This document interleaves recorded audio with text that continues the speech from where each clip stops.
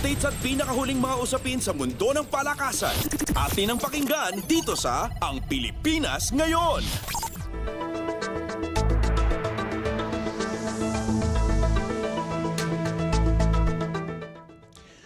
Plano na munang magbakasyon ni two-time Olympic gold medalist Carlos Yulo matapos ang kanyang panalo sa 2024 Paris Olympics.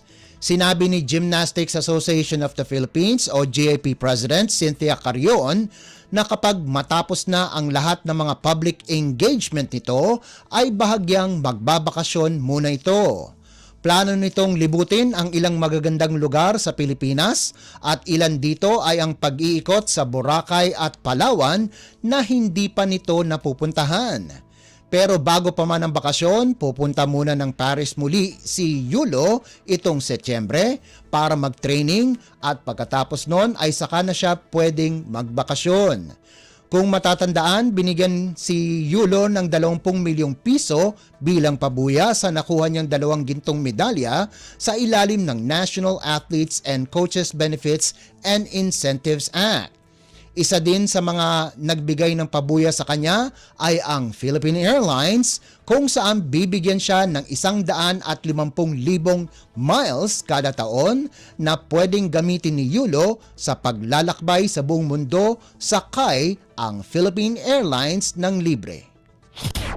Updates at pinakahuling mga usapin sa mundo ng palakasan. Atin ang pakinggan dito sa Ang Pilipinas Ngayon.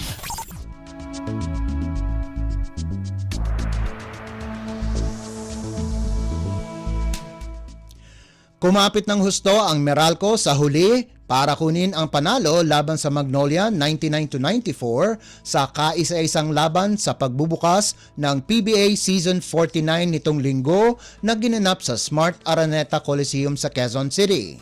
Maagang kinuha ng Bulls ang liderato sa Group A habang bagsak sa 0-1 ang hotshots.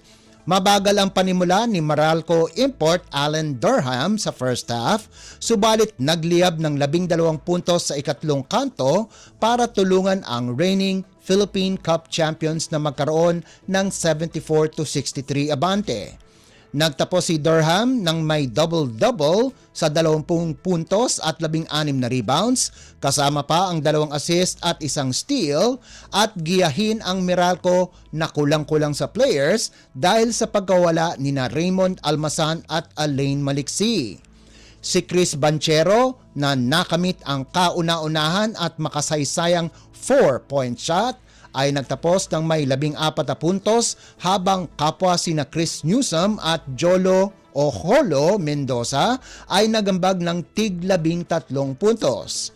Pinangunahan naman ni import Glenn Robinson III ang Magnolia sa nagawa nitong sariling double-double na 29 na puntos at 11 rebounds habang nagbigay ng 17 at 14 na markers sina Ian Sangalang at Paul Lee ayon sa pagkakasunod.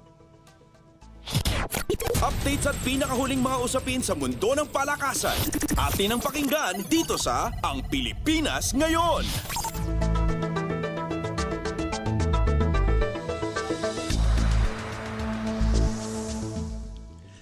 Lalong pinagtibay ni Junmar Fajardo ang kanyang pangalan sa kasaysayan ng Philippine basketball kung saan nakuha niya ang isa na namang Most Valuable Player Award para sa Season 48 sa ginawang PBA Leo Awards nitong linggo na ginanap sa Smart Araneta Coliseum sa Quezon City.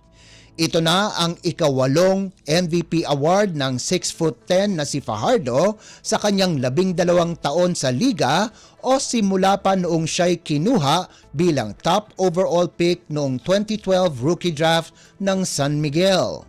Bukod sa pagiging 10-time PBA champion, nakuha ni Fajardo ang kanyang ika-10 Best Player of the Conference Award nitong Season 48 Philippine Cup kung saan inungusan niya sina teammate CJ Perez, Stephen Holt ng Terra Firma, Robert Bullock ng NLEX at dating Barangay Ginebra player Christian Stan Hardinger.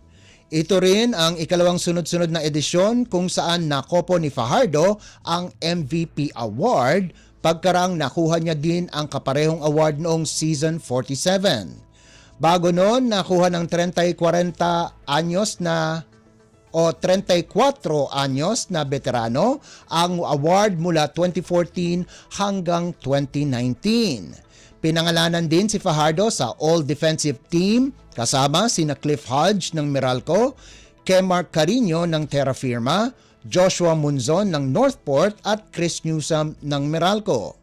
Pinangalanan din siya sa First Mythical Team kasama si Stan Hardinger, Arvin Tolentino, CJ Perez at Newsome. Nakuha naman ni Stephen Holt kung saan naglaro siya sa kanyang unang season sa Terra Firma bago ilipat sa Barangay Ginebra ang nanalo ng Rookie of the Year Award habang nakuha ni Paul Zamar ang Samboy Lim Sportsmanship Award. Samantala, nakuha naman ni Jonard Calarito ng Rain or Shine ang Most Improved Player Award. Updates at pinakahuling mga usapin sa mundo ng palakasan. Atin ang pakinggan dito sa Ang Pilipinas Ngayon.